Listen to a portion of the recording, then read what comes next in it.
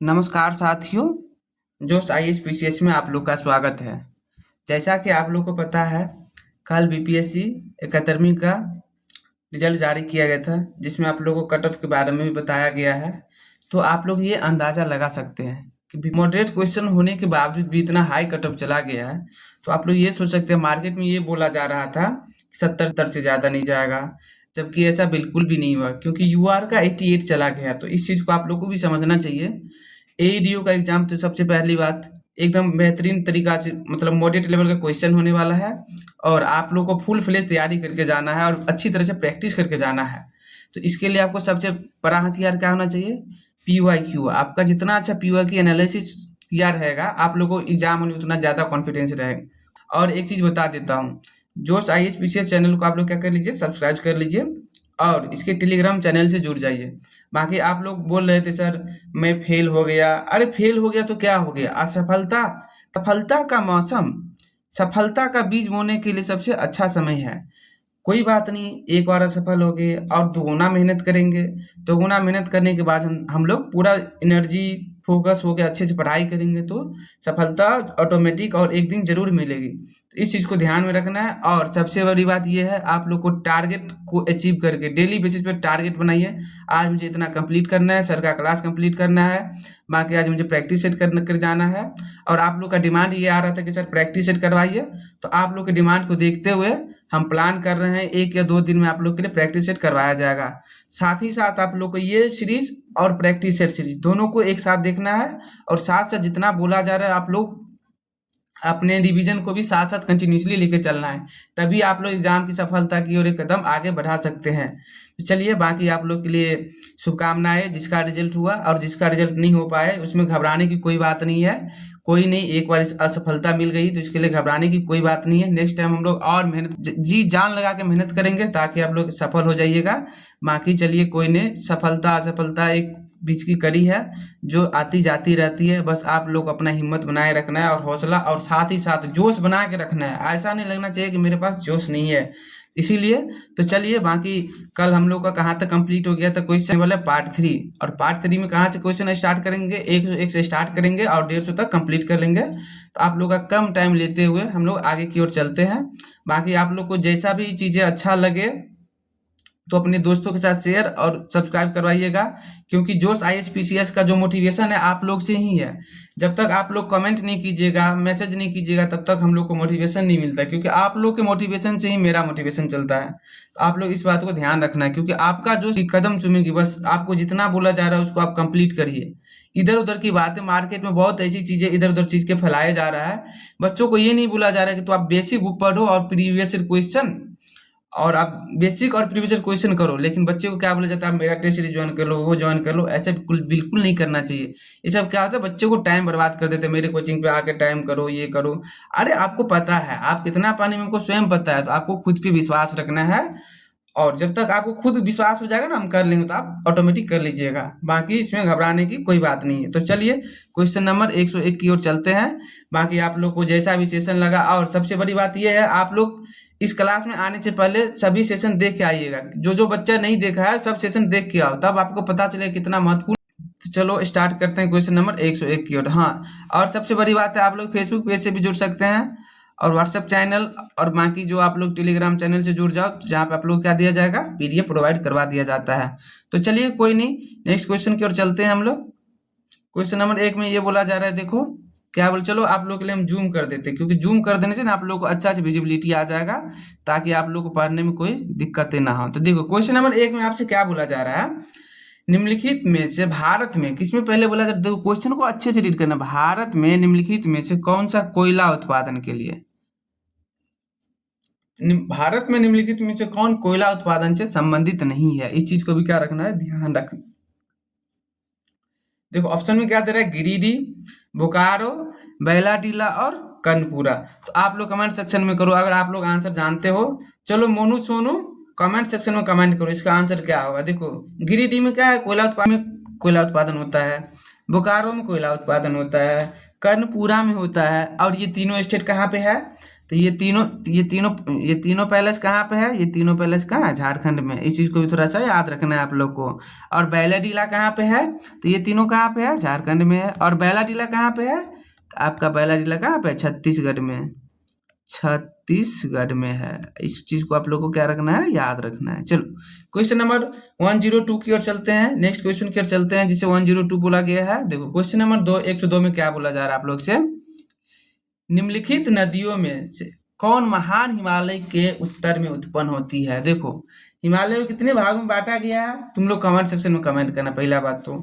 देखो अब तुमसे क्या पूछ रहा है? ग्रेट हिमालय मतलब महान हिमालय के उत्तर में कौन सा नदी उत्पन्न होती है? चलो बताओ ऑप्शन में तुम लोग कमेंट सेक्शन में। ज्योग्राफी का क्वेश्चन है, एनसीईआरटी में बताया गया, लुसेंट में भी बताया गया इस चीज के बारे में। देखो ऑप्शन ए में क्या दे रहा है? रावी दे रहा है। ऑप्शन बी में क्या दे रहा है? झेलम दे रहा है। ऑप्शन सी में आपसे क्या दे रहा है? चिनाब दे रहा है। और ऑप्शन डी में क्या दे रहा है? सतलज दे रहा है। तो इसका आंसर क्या होगा? इसका आंसर क्या हो जाएगा बाबू? इसका आंसर सतलज ही होगा। क्यों सतलज होगा? क्योंकि देखो रावी, झेलम, चिनाब ये क्या है? महान हिमालय के उत्तर में नहीं होगा, कहाँ पे है? दक्षिण में है। जबकि उत्तर में कौन सा नदी है? उत्तर में सतलज नदी है। इस चीज को आप लोगों को क्या रखना है? याद रखना है। तुम लोग को दक्षिण में है, इस चीज को याद रखना है। चलो नेक्स्ट क्वेश्चन की ओर चलते हैं। क्वेश्चन नंबर 103 की ओर चलते हैं। कोपेन के जलवायु वर्गीकरण के अनुसार क्या बोला जा रहा है? देखो कोपेन के कितना सारा क्वेश्चन आ गया अभी तक। तुम लोग देखो 4-5 बार तो हम 2 साल के प्रीवियस ईयर क्वेश्चन करवाए हैं, उसमें कोपेन के क्लाइमेट चेंज के बारे में अभी तक क्वेश्चन आ चुका है 2 से 3 बार। तब ये सोचो बीपीएससी के लिए कौन सा फेवरेट टॉपिक हो गया? कोपेन। मतलब कोपेन के क्लाइमेट चेंज आपको पढ़ के ही जाना है। इस चीज को आप लोग को यहाँ से समझने की कोशिश करना है। इधर उधर की बातों में मास्टर या कोई भी अदर टीचर की बातों पे भरोसा नहीं करना है, क्योंकि बीपीएससी का एक सोर्स होता है, वो है प्रीवियस ईयर क्वेश्चन। उससे आप अंदाजा लगा सकते हो। तो कोपेन के जलवायु वर्गीकरण के अनुसार निम्नलिखित जलवायु प्रकार में से कौन सी भारत में पाई जाती है? ऑप्शन ए में दे रहा है एएफ दे रहा है, ऑप्शन बी में दे रहा है एएम दे रहा है, ऑप्शन सी में डीएस दे रहा है, ऑप्शन डी में क्या दे रहा है आपको? सीएफ दे रहा है। चलो कमेंट सेक्शन में तुम लोग कमेंट करो। इसका आंसर मैं नहीं बता रहा, तुम लोग बताएगा क्या होने वाला है। तो चलो बाबू इसका आंसर क्या होगा? तुम लोग कमेंट सेक्शन में कमेंट करना, ठीक ना? बाकी कोई दिक्कत वाली बात तो नहीं है। ये तुम लोग के लिए होमवर्क में दे रहा, क्योंकि मैं ऑलरेडी 3 से 4 बार बता दिया हूं। इसका आंसर तुम लोग कमेंट सेक्शन में कमेंट करना मुझे।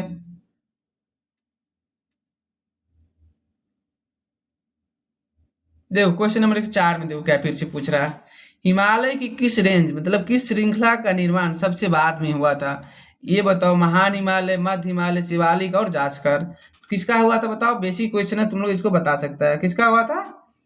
तो शिवालिक का हुआ था। इस चीज को आप लोगों को क्या रखना है? याद रखना है। बाकी नेक्स्ट क्वेश्चन की ओर चलते हैं। Question number 105।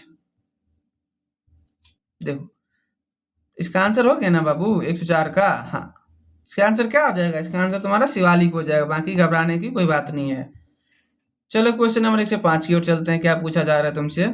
देखो निम्नलिखित का मिलान करना है तथा नीचे दी कूट का उपयोग करके सही उत्तर चुने। देखो बाबू रे, तुमसे पूछ रहा है ना, एक नदी दिया है, एक सहायक नदी दिया है।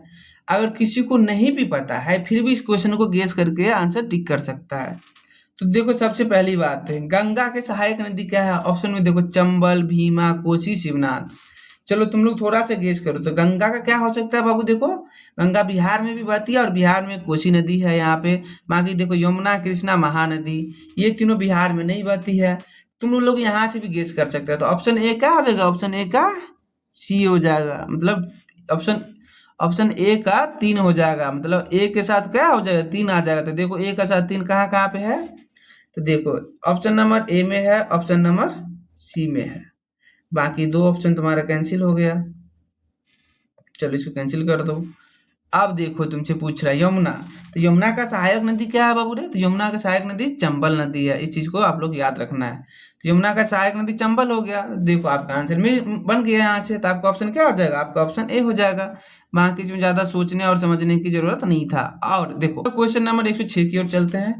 कौन सा नदी अरेबियन सागर में मिलती है? देखो कितना मस्त क्वेश्चन है ना। अरेबियन सागर के बारे क्वेश्चन नंबर 106 में ये पूछ रहा है, कौन सी नदी कहाँ अरब सागर में मिलती है? कौन सा नदी अरब सागर में मिलती है?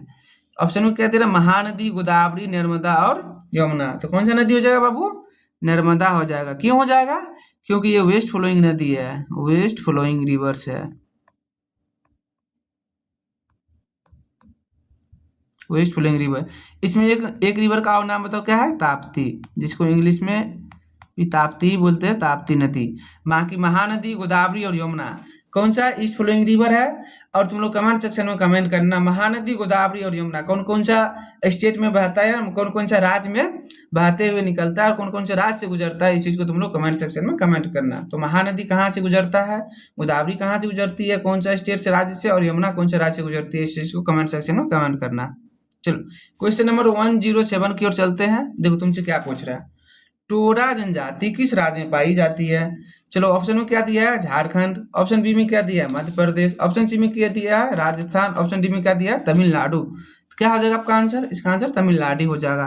क्यों हो जाएगा, क्योंकि तमिलनाडु में कहाँ पाया जाता है टोरा जनजाति, तो नीलगिरी की पहाड़ी में, वेस्टर्न घाट में ये लोग निवास करते,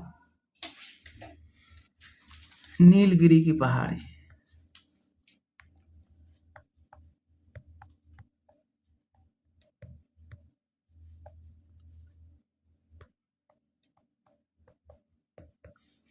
पश्चिमी घाट में।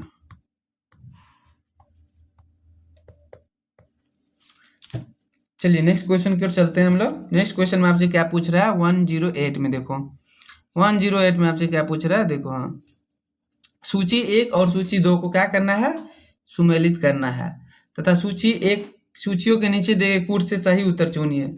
देखो ऑप्शन ए में क्या दर है, एक तो वाटरफॉल के बारे में बताया गया है और यहाँ का अवस्थिति मतलब उसका ये कहाँ पे लोकेटेड है उस चीज के बारे में बताया गया है। एक वाटरफॉल और एक लोकेटेड। देखो दूध सागर कहाँ पे है, इस चीज को तुम लोग थोड़ा सा ध्यान में अगर होगा तो तुम लोग इसको टिक कर सकता है। तो दूध सागर कहाँ पे है, तो गोवा और कर्नाटक के बीच में है। इस चीज को आप लोग को याद रखना चाहिए। कहाँ पे दूध सागर है, तो गोवा और कर्नाटक के बॉर्डर पे है, इसीलिए यहाँ पे क्या हो जाएगा आपका आंसर, आपका आंसर क्या हो जाएगा इसका, तो देखो दूध सागर क्या हो जाएगा, दूध सागर का गोवा में है। और देखो गोवा का कहाँ पे निकलता है, तो मांडवी रिवर में निकलता है, मांडवी नदी में, मांडवी नदी के पास है। इस चीज को भी थोड़ा सा याद रख लेना है। दूध सागर कहाँ पे अवस्थित है, तो गोवा में अवस्थित है। कहाँ कौन सा नदी किनारे है, तो मांडवी नदी के किनारे अवस्थित है। चलो ऑप्शन बी में क्या बोला है, बरकाना। तो बरकाना कहाँ पे है, तो कर्नाटक में है। तो कर्नाटक कहाँ पे है, तो कर्नाटक में शिमोगा जिले में है। कहाँ पे है, शिमोगा जिले में, शिमोगा डिस्ट्रिक्ट में। कौन सा रिवर पे है बताओ, तो सीता रिवर पे, सीता नदी। इस चीज को थोड़ा सा आप लोग साथ ही साथ क्या करिए, नोट डाउन करते रहिए। ऑप्शन डी में, ऑप्शन सी में क्या बोला, अब ऑप्शन सी में क्या बोला, मतलब सी में क्या बोला जा रहा है, खंडाधार, खंडाधार। खंडाधार कहाँ पे है बाबू, ये कहाँ पे है, उड़ीसा में। इस चीज को क्या करना है, याद रखना है। उड़ीसा में कहाँ था, सुंदरगढ़ में। इस चीज को भी थोड़ा सा याद रख सकता है, सुंदरगढ़। चलो अब देखो ऑप्शन ये खंडाधार के बाद डी में क्या दिया, पलानी। पलानी कहाँ पे है तुम लोग बताना, तो पलानी हिमाचल प्रदेश में। जो बच गया तुम्हारा क्या, हिमाचल प्रदेश, हिमाचल प्रदेश। चलो कलर चेंज कर लेते हैं थोड़ा सा, हिमाचल प्रदेश। हिमाचल प्रदेश कहाँ पे है, हिमाचल प्रदेश कहाँ में है, तो कुल्लू के जिले में, कुल्लू। ये बेसिक क्वेश्चन था ज्योग्राफी का, तुम लोग को पता होना चाहिए। इसका आंसर क्या हो जाएगा, देखो ए का 4 आ रहा है, ए का 4, तो ये ऑप्शन कैंसिल, ये ऑप्शन कैंसिल, ए का 4, हाँ ठीक है। इसके बाद देखो बी का बरकाना क्या आ रहा है, बरकाना का एक आ रहा है, तो बरकाना का एक और बी का एक ही ऑप्शन में, तो आपका आंसर क्या हो जाएगा, आपका आंसर ए हो जाएगा। चलिए नेक्स्ट क्वेश्चन की ओर चलते हैं, 109 की ओर। विश्व के किस क्षेत्र में अपक्षालन की प्रक्रिया बड़ी तीव्र होती है? कौन सा क्षेत्र का बात कर रहा है, कौन सी चीज के लिए, अपक्षालन की प्रक्रिया सबसे तीव्र होती है? तो देखो क्या बोला जाए, आर्द्र उष्ण कटिबंधीय, शीत कटिबंधीय, शुष्क उष्ण कटिबंधीय और मध्य अक्षांशीय प्रदेशों में। क्या हो जाएगा आंसर बाबू, देखो अपक्षालन मतलब क्या होता है, सबसे पहली बात तो ये समझो, अपक्षालन मीन्स होता क्या है। अपक्षालन को क्या बोलते हैं हम लोग, लीचिंग बोलते हैं। लीचिंग में क्या होता है, जैसे भारी वर्षा होता है और हाई टेम्परेचर के कारण क्या होता है, वहाँ के पोषक तत्व मिट्टी के वगैरह जितना, जैसे ज्यादा बारिश होता है, जैसे लीचिंग का मतलब क्या हो, जैसे ज्यादा बारिश हुआ, ज्यादा बारिश जितने भी न्यूट्रिएंट्स है सब क्या होता है, तेजी से बाहर नीचे होकर निकल के बह जाता है, इसीलिए वहां पे क्या हो जाता है, लीचिंग हो जाता है। तो कहाँ पे होता है, तो आर्द्र उष्ण कटिबंधीय में होता है। और तुम लोग को पता ही होता है 23.5 डिग्री नॉर्थ से लेकर 23.5 डिग्री साउथ, ये चीज आप लोग को पता है। यहाँ पे क्या होता है, सबसे ज्यादा हॉट होता है और इसी भी यहीं पे सबसे ज्यादा गर्मी होता है। तो इस चीज को आप लोग को क्या रखना है, याद रखना है।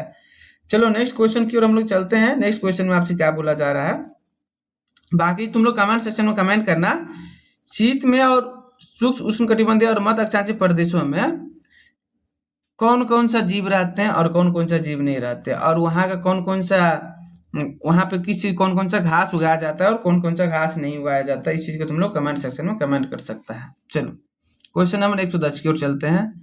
देखो विश्व में किस चीज़ के बारे में बात कर रहा है, विश्व में अंगूर मतलब अंगूर की खेती, बागवानी, कोसकीट पालन मतलब रेशमी उत्पादन बहुत विकसित है। कहाँ पे है, मानसूनी क्षेत्रों में है, उसके बाद बोला उष्णकटिबंधीय उच्च भूमि में है, या भूमध्य सागरीय क्षेत्रों में है, या पश्चिमी समुद्री तटीय क्षेत्रों में है। तो कहाँ पे होता है बाबू रे, अंगूर की खेती, अंगूर नहीं होगा, अंगूर होना चाहिए में भी। तो यहाँ पे थोड़ा सा टाइपिंग एरर है, तो इस चीज़ को थोड़ा सा याद रखना है। तो ये कहाँ पे होता है बताओ, आपका भूमध्य सागरीय क्षेत्रों में होता है। इस चीज़ को क्या करना है, आप लोग को याद रखना है। और एक चीज़ तुम लोग कमेंट सेक्शन में कमेंट कर सकता है, उष्णकटिबंधीय उच्च भूमि में क्या होता है, तो यहाँ पे क्या क्या होता है, कॉफी और चाय का बागान लगाया जाता है ज़्यादा। इस चीज़ को भी थोड़ा सा याद रखना। और देखो जो मानसूनी है वहाँ पे क्या होता है, मानसूनी में चावल और अन्य फसल उगाया जाता है, इस चीज़ को भी थोड़ा सा याद रख सकता है। बाकी पश्चिमी समुद्री तटीय क्षेत्र में क्या होता है, तुम लोग कमेंट सेक्शन में कमेंट करना, बाकी कोई बात नहीं है। चलिए नेक्स्ट क्वेश्चन की ओर हम लोग चलते हैं 111 की ओर। विश्व में सर्वाधिक ज्वालामुखी किस पेटी में पाया जाता है। देखो बहुत ही महत्वपूर्ण क्वेश्चन है। सर्वाधिक ज्वालामुखी कौन सा पेटी में पाया जाता है, तो मध्य महाद्वीपीय पेटी, अंध महासागरीय पेटी, हिंद महासागरीय पेटी, परिप्रशांत पेटी। क्या हो जाएगा आंसर, परिप्रशांत पेटी हो जाएगा। यहीं पे सबसे ज्यादा क्या होता है, ज्वालामुखी आता है। इसे क्या बोला जाता है, रिंग ऑफ फायर बोला जाता है। क्या बोला जाता है, रिंग ऑफ फायर। ये भी बीपीएससी का फेवरेट टॉपिक है, इस चीज को थोड़ा सा याद रखना है आप लोग को। और रिंग ऑफ फायर क्यों होता है, इस चीज को तुम लोग कमेंट सेक्शन में कमेंट करना, क्यों होता है तुम लोग को पता होना चाहिए। ज्योग्राफी का बेसिक क्वेश्चन है, तो तुम लोग कमेंट। चलो क्वेश्चन नंबर 1 से 12 की ओर चलते हैं। विश्व का सर्वाधिक जैव विविधता सबसे ज्यादा कहाँ पे है, बायोडाइवर्सिटी समृद्ध क्षेत्र कहाँ है। देखो ऑप्शन में क्या दे रहा है, उष्ण कटिबंधीय क्षेत्र, पोलर रीजन, शीतोष्ण क्षेत्र और महासागर। देखो बेसिक क्वेश्चन अभी थोड़ा देर पहले ही बताए थे। क्या हो जाएगा इसका आंसर, इसका आंसर आपको क्या हो जाएगा, उष्ण कटिबंधीय क्षेत्र। पहले ही पढ़ाए थे थोड़ा सा पहले। यहाँ पे क्या होता है, प्रजाति की संख्या सबसे ज्यादा होती है। चलो नेक्स्ट क्वेश्चन की ओर चलते हैं। और तुम लोग ये बता सकते हैं, ध्रुवीय क्षेत्र में कौन सा पशु सबसे ज्यादा फेमस है, यहाँ पे क्वेश्चन मार्क, थोड़ा सा सोच के आना यहाँ पे।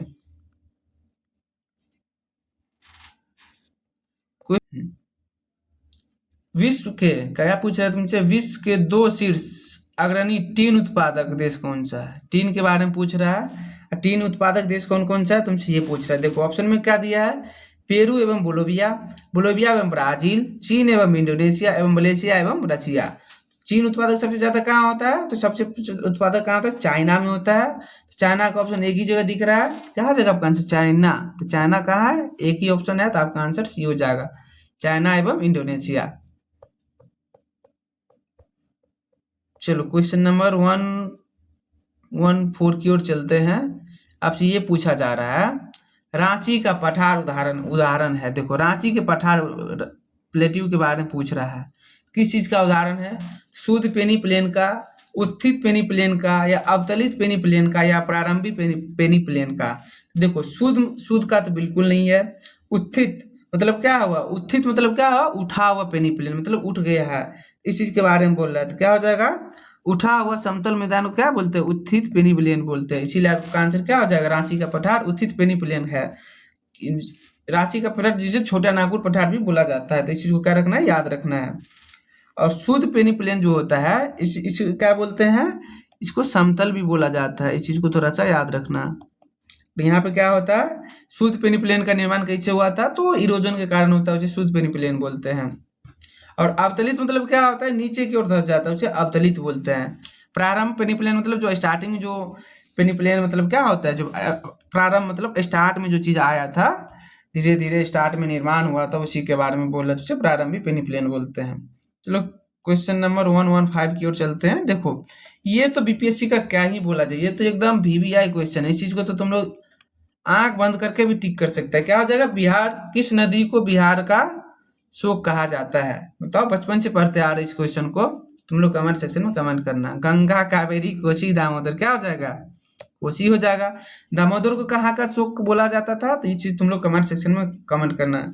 दामोदर को क्या बोला जाता था, बंगाल का शोक कहा जाता था। इस चीज को तुम लोग कमेंट सेक्शन में कमेंट कर सकते हो, ताकि तुम लोग को क्या होगा, याद रहेगा। जितना ज्यादा इंटरेक्शन हम दोनों के बीच में रहेगा, उतना ज्यादा तुम लोग को रिकॉलिंग पावर ज्यादा होगा। इसीलिए कमेंट सेक्शन में कमेंट करते रहो। घर घर की बातें हम लोग आधा घंटा बाद कर लेंगे, क्लास सेशन एंड होने के बाद। इस चीज को ध्यान रखना है।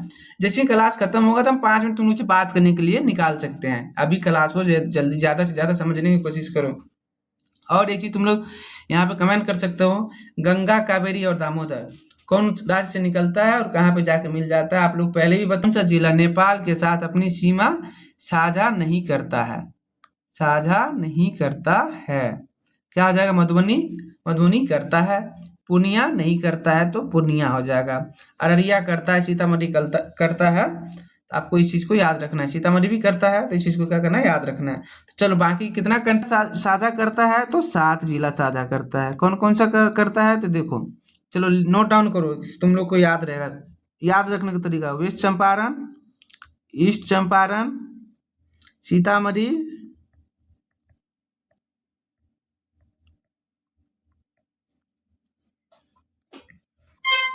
मधुबनी लिख लेना, मधुबनी। कितना हुआ, 4 हो गया ना आप लोग का। अररिया और किशनगंज,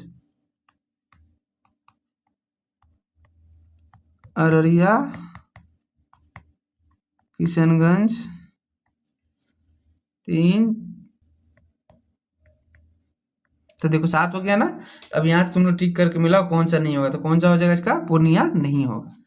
चलो इस चीज को याद रखना। चलो ये तुम लोग हो गया। तुम लोग कमेंट सेक्शन में ये कमेंट करना, उत्तर प्रदेश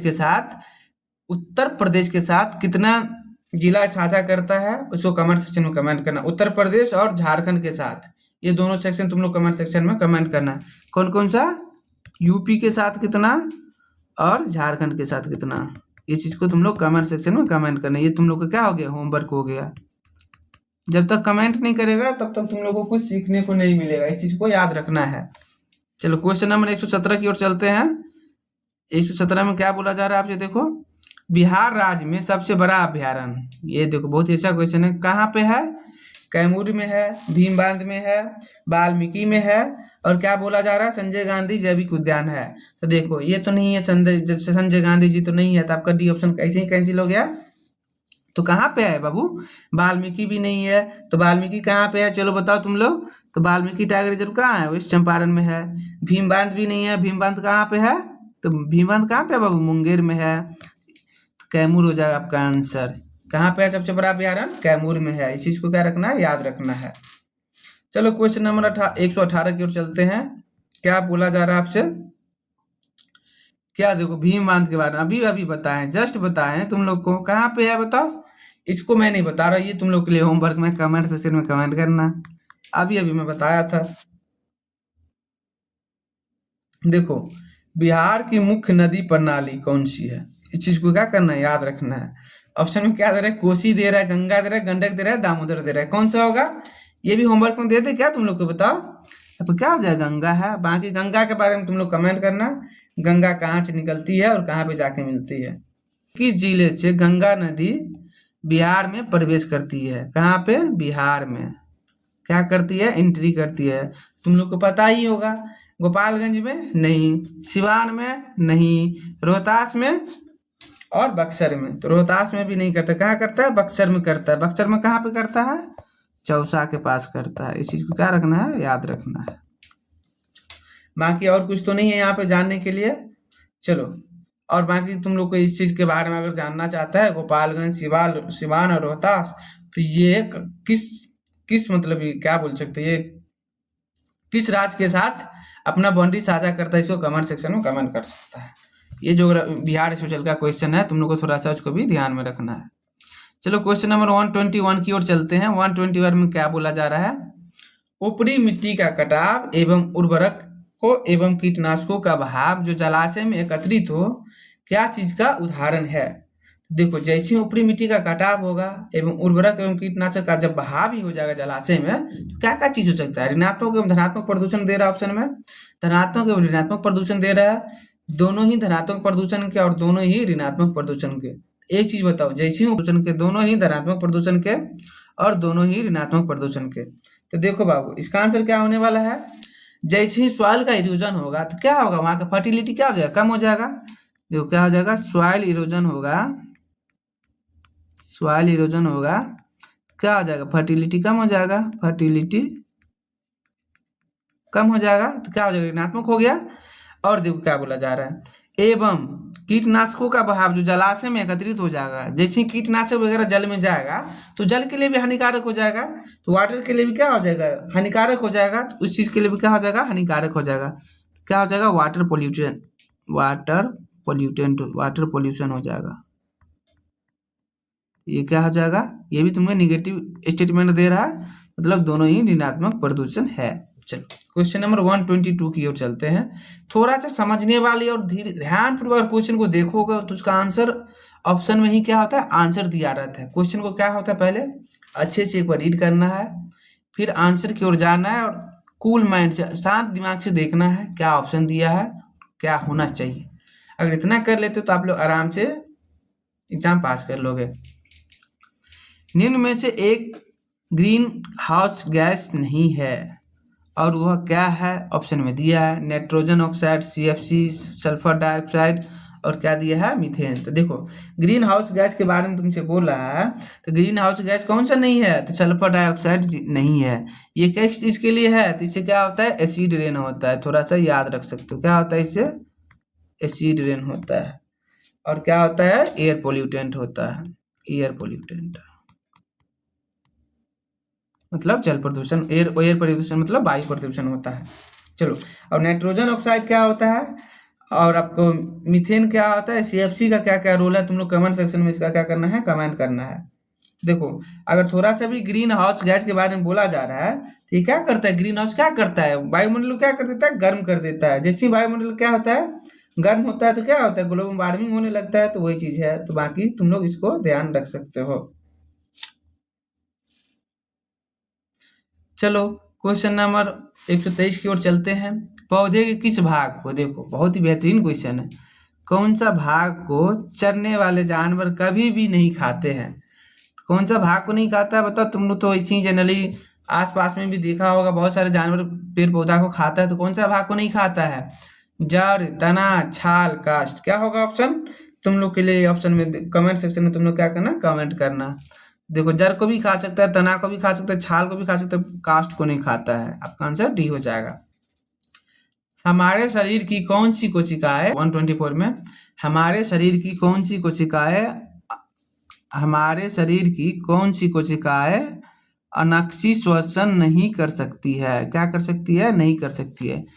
परिवक रक्त रुधिर कनिकाएं, मस्तिष्क कोशिकाएं, मसल कोशिकाएं और नवनिर्मित श्वास रुधिर कोशिकाएं। तो कौन सी कोशिकाएं नहीं कर सकता है, देखो अगर मस्तिष्क में क्या होगा, ऑक्सीजन का कमी हो जाएगा तो क्या करता है इंसान, कुछ देर के बाद क्या हो जाता है, मृत्यु हो जाता है, मतलब मर जाते हैं। तो इसीलिए आपका आंसर क्या हो जाएगा, आपका आंसर बी हो जाएगा। देखो आंसर ए में क्या बोला, परिपक्त रुधिर रुधिर कनिकाएं, इसमें क्या होता है, माइटोकॉन्ड्रिया, जैसे में क्या होता है, माइटोकॉन्ड्रिया, लिख लो माइटोकॉन्ड्रिया।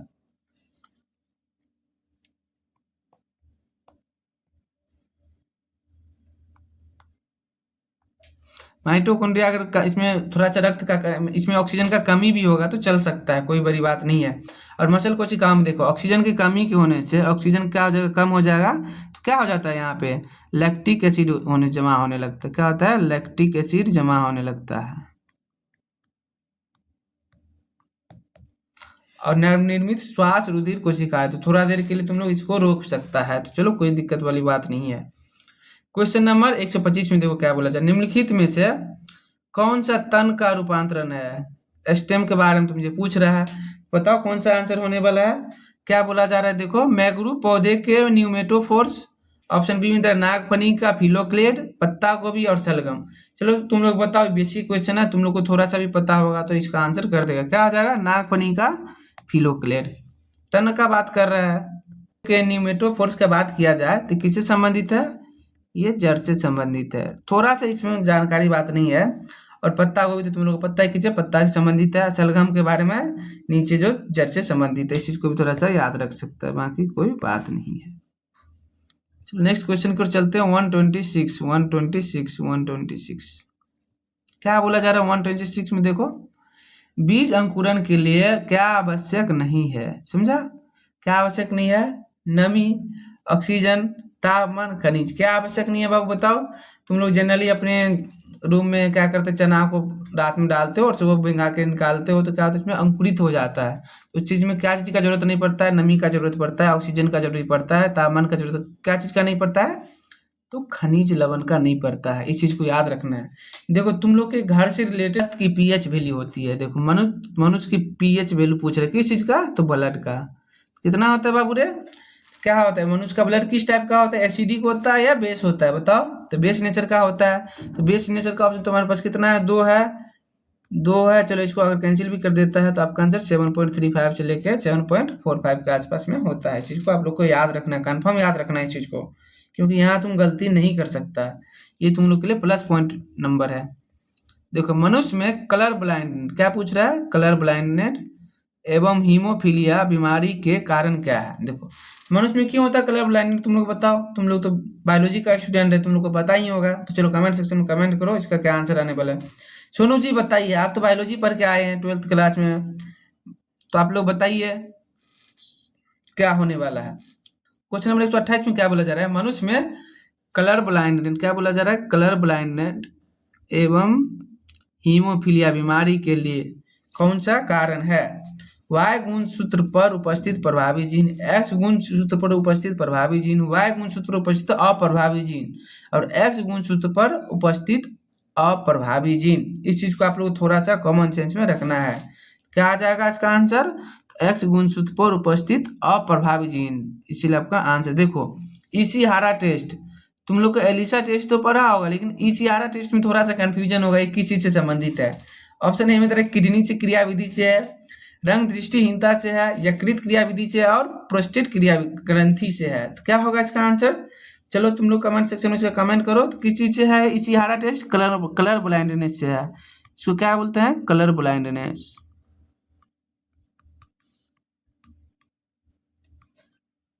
नेक्स्ट क्वेश्चन की ओर चलते हैं 130 की ओर। बीमारी पैदा करने वाले जीवाणु स्रावित करते हैं, क्या पूछ रहा है तुमसे? बीमारी पैदा करने वाले जीवाणु स्रावित करते हैं, क्या करते हैं? एंटीजन, एंटीबायोटिक, एंटीबॉडीज और इंटरफेरेंस, क्या करते हैं? तो चलो तुम लोग कमेंट सेक्शन में इसका कमेंट करो, क्या करते हैं बताओ। कोई भी बीमारी पैदा करने वाले जीवाणु क्या स्रावित करता है? तो एंटीजन स्रावित करता है। बेसिक क्वेश्चन था। चलो नेक्स्ट क्वेश्चन की ओर चलते हैं। लोहे एग्जाम 131 में क्या बोला जा रहा है तुमसे? किसके द्वारा लोहे को गैल्वेनाइज्ड किया जाता है? ऑप्शन में देखो जिंक दिया है, कॉपर दिया है, चांदी दिया है और शीशा दिया है। किसके द्वारा किया जाता है? तो चांदी के द्वारा किया जाता है।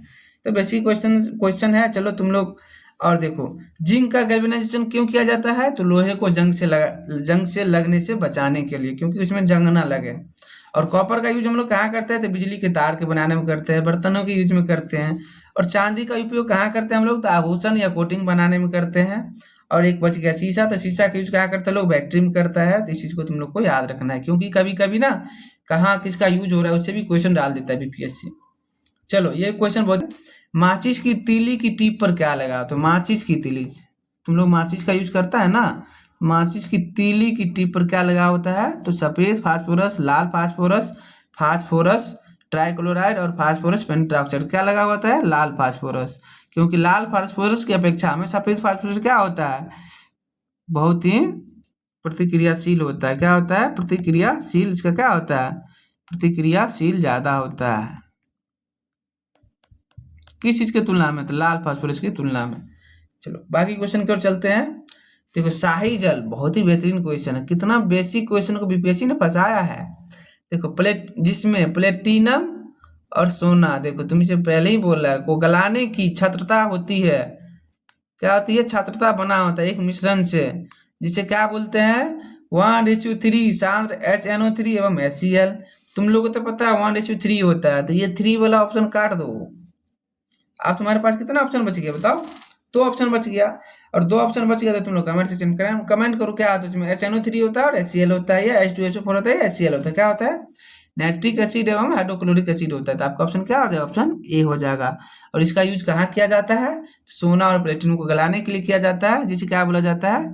एक्वा रजिया बोला जाता है। इस चीज को क्या रखना, याद रखना, जिसे अम्लराज भी बोलते हैं। इंग्लिश में एक्वा रजिया, हिंदी में अम्लराज।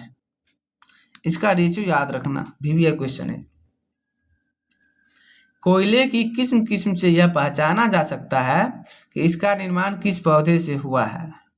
देखो, बिटुमिनस से, लिंगाइट से, एंथ्राइट से और पीट से। तो कमेंट सेक्शन में तुम लोग कमेंट करो किससे पहचाना जाता है? पीट से पहचाना जाता है। इस चीज को याद रखना है।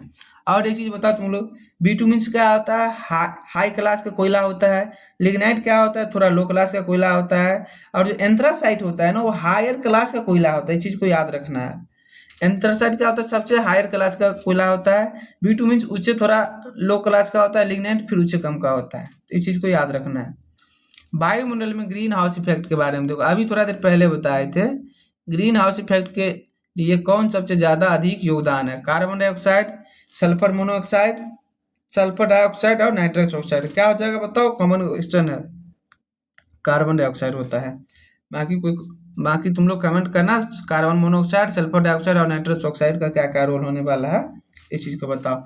सल्फर डाइऑक्साइड के बारे में थोड़ा देर पहले बताया था, क्या करता है? एसिड रेन करता है, मतलब अम्लीय वर्षा करवाता है। इस चीज को याद रखना।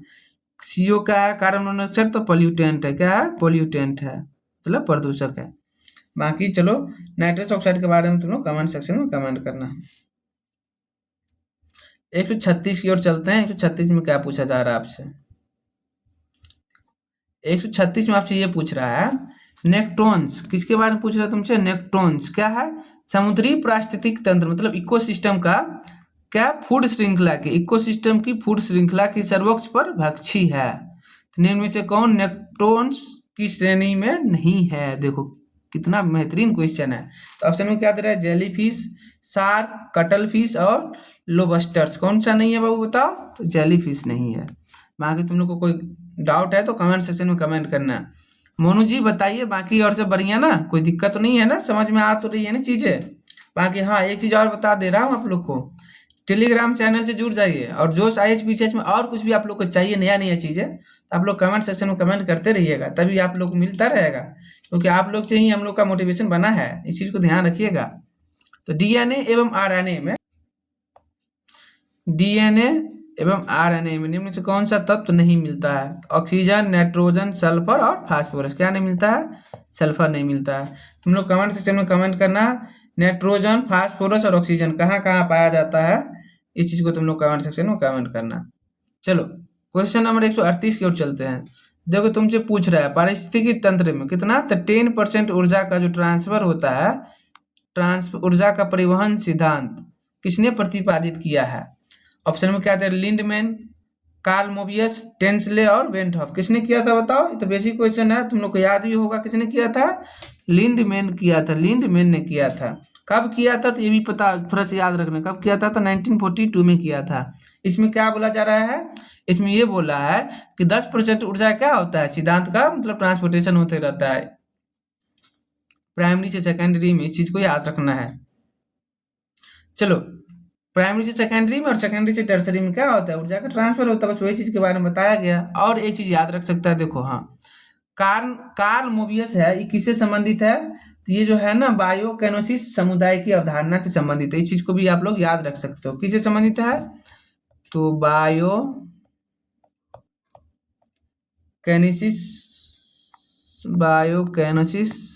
समुदाय।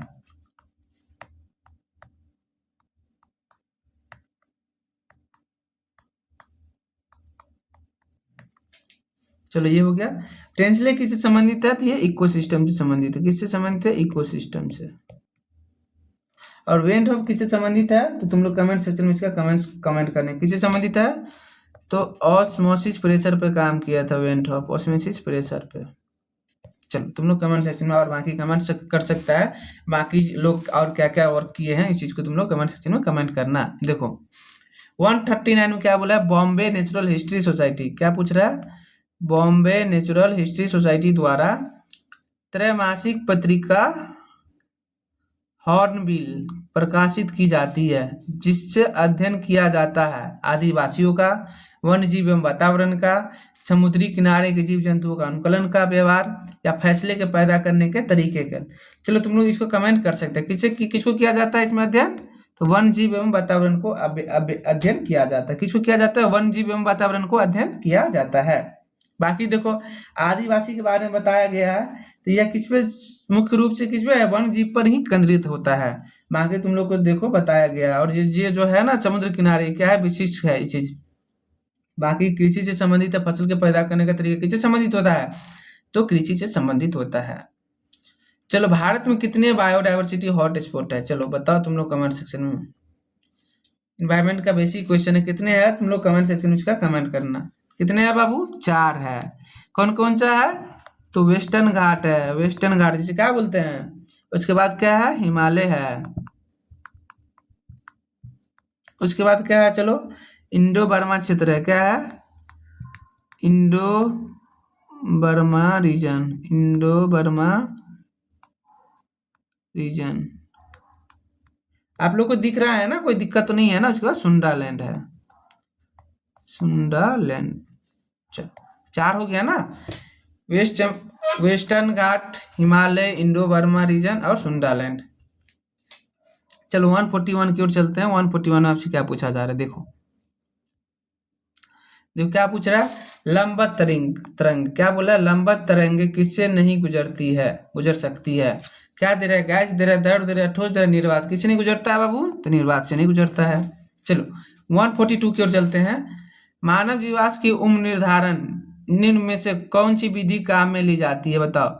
किसी भी मानव जीवाश्म की एज का जैसे एज फाइंड आउट करना होता है तो क्या करते हैं हम लोग? मृदा की पानी की मात्रा नहीं, मृदा की मुलायमता नहीं, मृदा का घनत्व निर्धारण, क्या करते हैं? रेडियो कार्बन डेटिंग का प्रयोग करते हैं। तो आप लोग को पता ही होगा। यदि एक चालू फ्रिज के दरवाजे को किसी कमरे में खुला छोड़ दिया जाता है तो क्या हो जाता है बाबू? कमरे का टेम्परेचर बढ़ जाता है, घट जाता है। कमरे के ताप पर कोई इफेक्ट नहीं होता है, या कमरे का ताप पहले घटेगा, बढ़ेगा, फिर बाद में क्या हो जाएगा? कम हो जाएगा। क्या हो जाएगा? देखो जैसे ही फ्रिज का क्या करते हैं हम लोग, दरवाजे को खोल देते हैं तो फ्रिज क्या करता है ना, अपना जितना भी हीट होता है उसको क्या करता है? बाहर की ओर निकालता है। जब बाहर की ओर निकालता है तो क्या होता है? धीरे धीरे कमरा क्या होता है? गर्म होने लगता है। तो क्या हो जाएगा? टेम्परेचर बढ़ जाता है। इस चीज को याद रखना है। चलो क्वेश्चन नंबर 144 की ओर चलते हैं। 144 में आपसे क्या पूछा जा रहा है? यदि एक द्रव की गुरुत्वाकर्षण को क्या बोला जा रहा है? शून्य कर दिया, की गुरुत्वाकर्षण को शून्य कर दिया जाए तो निम्न में से कौन सा नहीं होगा? सतही तनाव नहीं होगा, दबाव नहीं होगा, श्यानता नहीं होगा, या उत्प्लावन बल नहीं होगा। तो कौन सा नहीं होगा? उत्प्लावन बल नहीं होगा। बाकी तुम लोग कमेंट सेक्शन में कमेंट करना, ये चारों का बीमीय सूत्र क्या होता है तुम लोग कमेंट सेक्शन में कमेंट करके बताना, और इसकी फार्मूला भी तुम लोग कमेंट सेक्शन में कमेंट कर सकते हो। बाकी देखो प्रेशर इक्वल टू क्या होता है? रोजी एच होता है। विस्कोसिटी क्या? इंटरनल प्रॉपर्टीज होता है। और बायोन फोर्स क्या होता है? जो अपर की ओर मतलब जितना लिक्विड क्या होता है डिस्प्लेस हो जाता है उसे ही बायोन फोर्स बोलते हैं। चलो क्वेश्चन नंबर 145 की ओर चलते हैं। सर्दियों में कंबल के बजाय 2 कंबल का उपयोग लाकर शरीर को गर्म रखते हैं, ऐसा क्यों होता है? तुम लोग कमेंट सेक्शन में कमेंट करना चाहिए। ये होमवर्क में दे रहा हूँ, बहुत ही बेहतरीन क्वेश्चन है।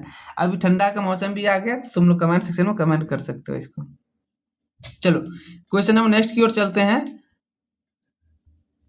क्वेश्चन नंबर देखो नेक्स्ट में क्या बोला जा रहा है। देखो 146 में बहुत पुराने दस्तावेज की लिखावटों को पढ़ने के लिए कौन सी किरणें काम में ली जाती है? एक्स किरणें, बीटा किरणें, गामा किरणें और IR किरणें, मतलब इंफ्रारेड किरणें के बारे में बात कर रहा है। चलो तुम लोग बताओ कौन सा रे का यूज करते हैं? बताओ। तो IR किरणें का यूज करते हैं हम लोग। एक्स किरणें का यूज कहाँ होता है? तो हड्डी और जो मेटल्स हैं उसको इमेज मतलब क्या करते हैं? उसको इमेजिंग के लिए करते हैं। जैसे में हम लोग क्या करते हैं? एक्सरे करवाने जाते हैं, इसीलिए उसका नाम एक्स किरणें लिखा जाता है। बीटा किरणें का कहाँ यूज होता है? तो रेडियो धर्मी जो 6 होता है ना उसमें करते हैं। और गामा किरणें का यूज कहाँ करते हैं हम लोग? तो हाई एनर्जेटिक एरिया में उसको करते हैं हम गामा किरणें का यूज। चलो क्वेश्चन नंबर 147 की ओर चलते हैं। माइक्रोफोन का क्या कार्य और यह बदल देता है? तो माइक्रोफोन का क्या कार्य और क्या किस चीज में बदल देता है? तो ये तो बेसिक क्वेश्चन है, तुम लोग कमेंट सेक्शन में कमेंट करना। मैं इसका आंसर नहीं बता रहा हूँ, ये तुम लोग के लिए होमवर्क है। क्या होगा उसका आंसर? चलो बता दो। इसको क्या करता है? माइक्रो। चलो 148 की ओर चलते हैं। निम्न में से कौन सा बल मट्ठे में क्रीम को क्या करता है, अलग करने के काम में आता है। अभिकेंद्रीय बल, अपकेंद्रीय बल, गुरुत्वाकर्षण बल और संसंजक बल। क्या होगा बाबू, ये लोग कमेंट्स। चलो इसका आंसर क्या होने वाला है, अपकेंद्रीय बल होने वाला है। चलो कौन सी तरंगे सोनार में उपयोग में की जाती है, देखो श्रव्य ध्वनि तरंगे, रेडियो तरंगे और अवध्वनिक तरंगे और प्रासरव तरंगे। क्या होगा इसका आंसर, तुम लोग कमेंट सेक्शन में कमेंट करो। क्या होने वाला है, प्रासरव तरंगे होने वाला है। तुम लोग कमेंट सेक्शन में सोनार का फुल फॉर्म बताना, सोनार का फुल फॉर्म, सोनार का फुल फॉर्म कमेंट सेक्शन में कमेंट करना। चलो ये देखो बेसिक क्वेश्चन है, न्यूट्रॉन की खोज किसने किया था। चलो तुम लोग कमेंट सेक्शन में कमेंट करो। रदरफोर्ड, जेम्स चैडविक, हार्न एवं स्ट्रासमैन और मिलिकन। यहाँ पे क्या करता है ना, बहुत बच्चा गलती करके आ जाता है इस चीज को, क्योंकि क्वेश्चन तो बहुत ही बेसिक है, लेकिन बच्चा को उस टाइम ना इलेक्ट्रॉन प्रोटॉन न्यूट्रॉन में क्या कर लेता है, गलती कर लेता है। इस चीज को याद रखना है। किसने खोज किया था बाबू न्यूट्रॉन का, जेम्स चैडविक ने किया था। तो कब किया था, तो इस चीज को थोड़ा सा याद रखना है, 1932 में किया था।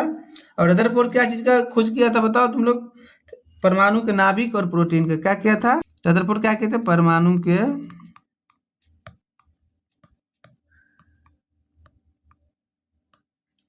नाभिक और प्रोटॉन का।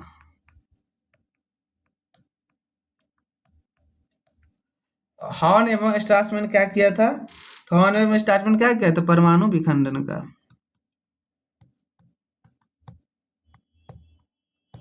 और देखो मिलिकन किस चीज का खोज किया था, तो इलेक्ट्रॉन के आवेश का, इलेक्ट्रॉन आवेश का। देखो यहीं पे तुम्हारा क्वेश्चन क्या हो गया, 150 का 150 कंप्लीट हो गया। और आप सभी बच्चों से यही बोला जाएगा कि सभी बच्चे क्या करना है, जितना भी सीरीज बीपीएससी का विभिन्न विभिन्न एग्जाम में जितना भी क्वेश्चन करवा दिया गया है, आप लोग उसको एक बार अच्छे से 2x में कम से कम, जिसका भी बैकलॉग हो गया उसको क्या कर दिया, देख लेना है, ताकि आप लोग का रिवीजन हो जाए। ऐसा ना लगे कि मैंने इस क्वेश्चन को एनालिसिस नहीं किया, बीपीएससी क्या कुछ पूछने वाला है। तो आप लोगों को देखिए यहाँ से पता ये चल गया होगा कौन कौन का चैप्टर में आप लोग को ज्यादा फोकस करना है, इतना तो आप लोग को पता चल गया होगा।